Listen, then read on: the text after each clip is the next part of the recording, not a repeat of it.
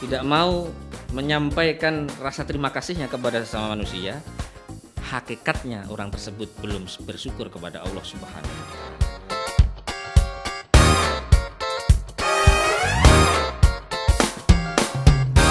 Assalamualaikum warahmatullahi wabarakatuh. Bismillah, alhamdulillah.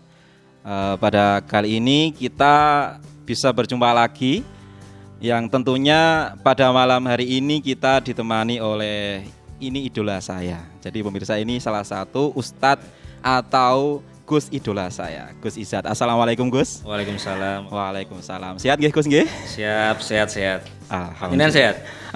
Insya Allah agak sehat Gus. Dan alhamdulillah ini Gus Izzat ini pengasuh pondok pesantren Tahfidzul Quran Al Hidayah dan juga pemateri rutin di Matan Kediri Raya dan pemateri rutin di Jalur Ansor Kota Kediri. Nah, ini pada malam hari ini kita akan membahas tentang megengan, Gus. Siap. Iya, jadi semisal malam hari ini saja, Gus, saya di musola saya itu ada amalan-amalan yang diritualkan seperti tahlilan, berkatan, itu kata bapak saya itu adalah megengan. Nah, pada sesi kali ini kita akan bicara tentang megengan. Sebenarnya apa sih megengan itu dan apakah kita itu harus melestarikan megengan itu, Gus? Siap. Terima kasih Mas Huda yang saya hormati dan juga pemirsa. Assalamualaikum warahmatullahi wabarakatuh. Waalaikumsalam. Megengan. Ini tema yang sangat menarik sekali saya pikir, karena tradisi ini sudah sangat menggema di Jawa. Bahkan sekarang bukan hanya di Jawa, mungkin di Aceh atau yang di tempat-tempat yang lainnya itu juga melaksanakannya. Bukan hanya megengan. Biasanya di tempat kita itu ada tradisi yang namanya nyekar. Nyekar juga, Gus, ya. Ada nyekar di mana masyarakat berbondong-bondong menuju ke makam orang tuanya, makam keluarganya untuk mendoakan. Saya kira megengan seperti yang panjenengan jelaskan tadi, itu biasanya dilakukan oleh masyarakat adalah menyiapkan masakan-masakan, entah itu berupa berkat kalau orang Jawa mengatakannya, atau nasi dengan lauk pauknya. Ada yang modelnya itu dikirim kepada tetangga-tetangga, ada yang dikumpulkan di masjid untuk didoakan terlebih dahulu, setelah itu baru dimakan bersama. Terus tradisi ini merupakan kalau menurut saya adalah tradisi yang sangat baik sekali. Sangat baik, Gus. Ya? Sangat baik sekali yang tentunya harus kita lestarikan. Pada dasarnya seperti ini. Mungkin pada zaman Nabi memang tidak sama persis seperti yang sekarang dilaksanakan oleh orang-orang di wilayah kita. Akan tetapi esensinya atau intinya itu hampir sama. Bahwa pada saat dulu di zaman Nabi biasanya itu ketika akan datang bulan Ramadan, Nabi memberikan kabar gembira kepada para sahabat-sahabatnya. Di dalam hadis disebutkan waqad kana sallallahu alaihi wasallam yubashshiru ashabahu biqudumi Ramadan. Pada saat itu Nabi kalau akan datang bulan Ramadan pasti akan memberikan kabar gembira. Jadi ada timbul rasa gembira, ada timbul rasa sukacita di kalangan para sahabat akhirnya, karena Nabi menghabarkan hal tersebut. Lah, kita sebagai umat Islam tentunya mempunyai cara tersendiri dalam ekspresikan kegembiraan kita. Jadi di setiap daerah, ya, pada dasarnya tentang kegembiraan tersebut. Kita sebagai umat Islam datang bulan Ramadan itu harus bergembira. Jangan malah susah. Nggak bisa ngopi pagi-pagi misalnya. Itu biasanya kita malah susah, besok gak bisa mangan dan yang lain-lainnya. Tentunya tidak boleh seperti itu. Kita harus bergembira. Lah, kegembiraan tersebut ekspresi yang paling tepat diungkapkan oleh umat Islam ketika bergembira adalah dengan rasa syukur kepada Allah Subhanahu wa taala. Jadi kalau mungkin pemain sepak bola mengekspresikan kegembiraannya itu dengan melepas kaos, lari-lari, selebrasi. Kalau teman-teman kita yang mungkin baru dapat jodoh, mengekspresikan gembiranya itu juga dengan cara mereka masing-masing. Selebrasi juga. Iya, selebrasi juga, update status atau yang lain-lainnya. Lah, kalau umat Islam harus memiliki karakter ekspresi kegembiraannya dan tidak boleh melakukan ekspresi kegembiraan dengan maksiat. Maka dari itu, kalau umat Islam kalau mendapatkan nikmat dari Allah, diberi kesehatan, diberi panjang umur dan dapat bertemu dengan bulan Ramadan, harus bersyukur kepada Allah Subhanahu wa taala. Lah, megengan dan nyekar itu sebenarnya ekspresi kegembiraan. Mungkin panjenengan penasaran enggak kenapa kok megengan dan nyekar itu menjadi ekspresi kegembiraan umat Islam di Indonesia ini? Iya, soalnya kalau kita lihat sendiri sebelum ada corona itu pun sudah ramai sekali di musola-musola atau sore hari nyekar di makam-makam.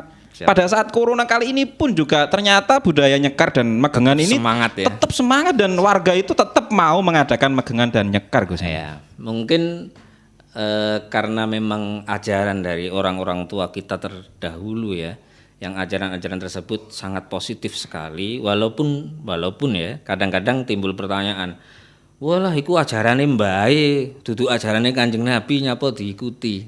Jangan salah, mbah-mbah kita dahulu itu orang-orang yang sangat taat dan sangat mengikuti kepada para guru-gurunya, kiai-kiainya, ulama-ulamanya.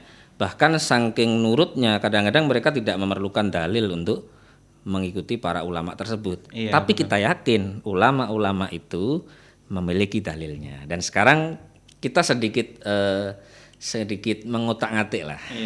Bagaimana kok megengan itu menjadi ekspresi rasa syukur orang-orang di tanah Jawa atau di Indonesia ini. Pertama gini,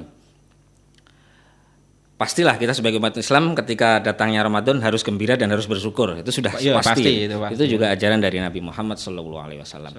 Lah, diekspresikan oleh orang-orang di tanah Jawa berdasarkan hadis, malam yaskurin nas, lam yaskurillah.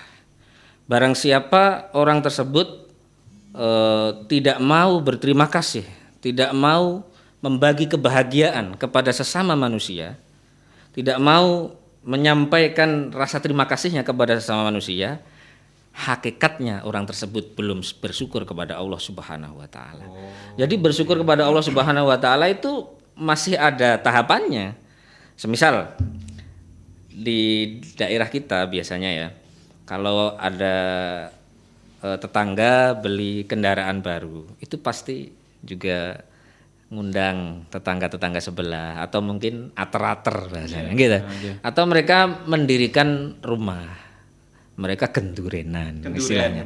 Loh, saya suka itu luar biasa sebenarnya tanpa disengaja, dan saya yakin kalau ulama-ulama dahulu memang tahu dasarnya bahwa sebenarnya itu adalah upaya dari kita untuk membagi rasa syukur itu kepada sesama manusia.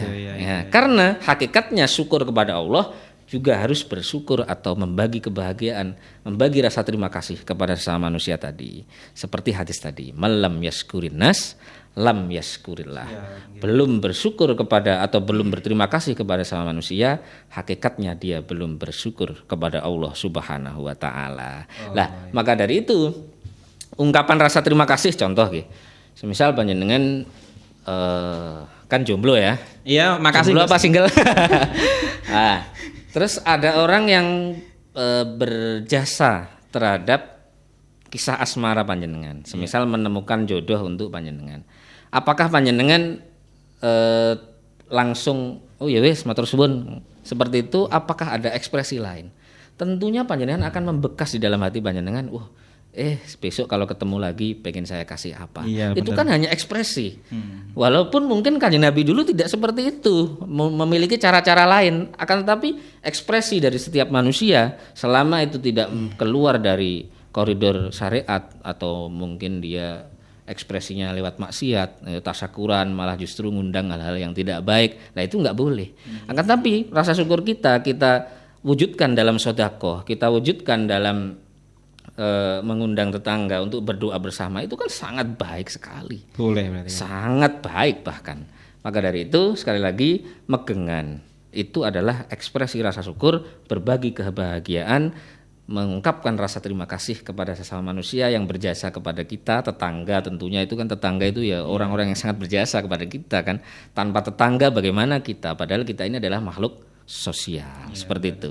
Kalau nyekar juga seperti itu. Justru nyekar itu adalah benar-benar ekspresi rasa syukur yang sesungguhnya.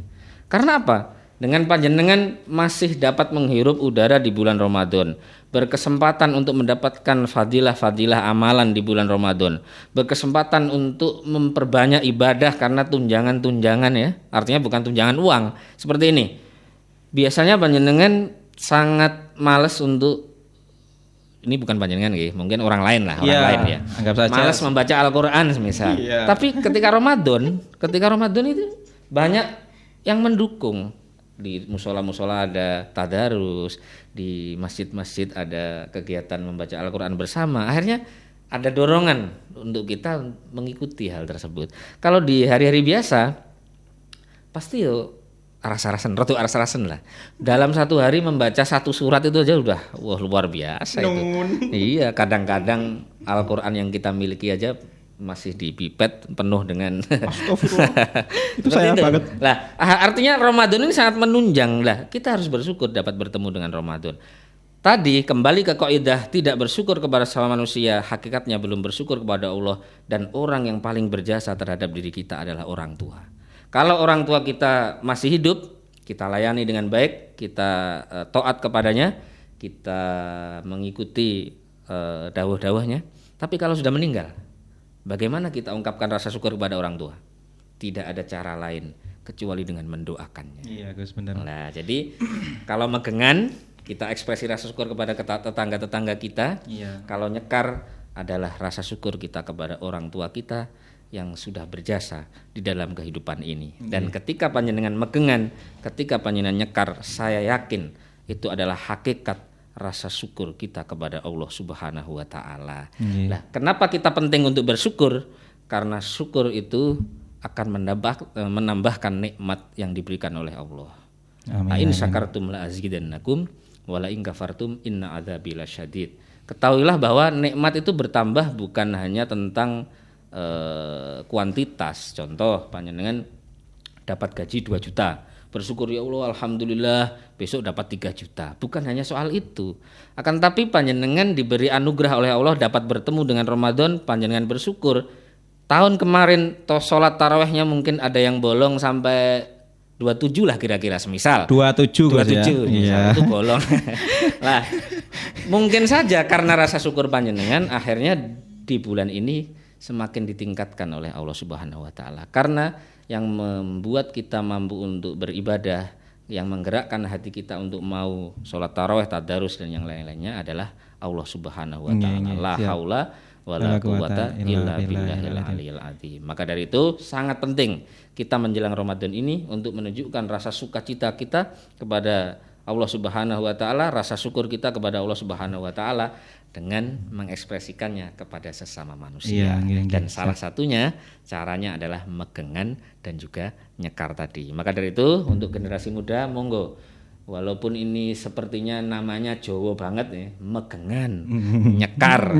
Nanti dikira bid'ah, mboten. Insyaallah niku mboten. Sekali lagi itu adalah ekspresi rasa syukur kita kepada Allah Subhanahu wa taala. Ya pemirsa, kita sudah membahas tentang megengan dan apa itu nyekar, dan insya Allah kita sudah tercerahkan Gus ya. Jadi boleh kita itu megengan dan nyekar itu boleh Gus ya. Dan semoga kita tetap sesuai dengan apa yang didawuhkan guru saya Gus. Jadi muhawadhah ala qadimi sholih wal ahdu bil jadidil aslah. Selalu menjaga tradisi yang baik dan melakukan pembaruan yang lebih baik lagi, seperti itu. Amin. Baik, amin. Ini ada pertemuan lagi untuk sesi selanjutnya minggu depan Gus. Jadi kita akan bertemu lagi minggu depan, dan semoga kita tetap diberi kesehatan oleh Allah Subhanahu wa taala. Selamat berpuasa. Wassalamualaikum warahmatullahi wabarakatuh. Waalaikumsalam warahmatullahi wabarakatuh.